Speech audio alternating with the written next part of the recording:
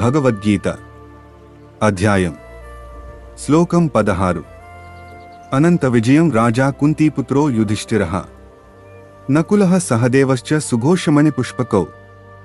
సారాంశం: కుంతీపుత్రుడు యుధిష్ఠిరుడు అనంత విజయం శంఖాన్ని పూరించాడు. ధర్మానికి నిలువెత్తు ప్రతీకగా యుధిష్ఠిరుడు ధైర్యాన్ని చూపాడు.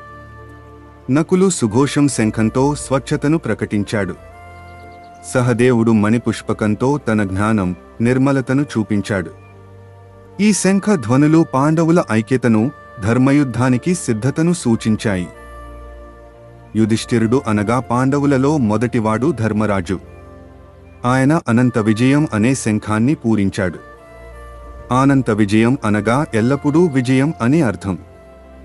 నకులుడు అనగా పాండవులలో నాలుగవవాడు. సుఘోషం అనే శంఖాన్ని పూరించాడు. సుఘోషం అనగా సుమధురమైన శబ్దం అని అర్థం. సహదేవుడు అనగా పాండవులలో ఐదవవాడు, అందరిలో చిన్నవాడు. మణిపుష్పకం అనే శంఖాన్ని పూరించాడు. మణిపుష్పకం అనగా మణులలో విలువైన పువ్వు అని అర్థం. ఇలా వీరు వారి శంఖాలను పూరించి ధర్మాయుధాన్ని ప్రకటించారు. ప్రతిరోజు భగవద్గీత శ్లోకాల కోసం మా ఛానల్కి సబ్స్క్రైబ్ చేసుకోండి. ఈ శ్లోకం నచ్చినట్లయితే లైక్ చేసి మిత్రులతో షేర్ చేయండి. జై శ్రీకృష్ణ.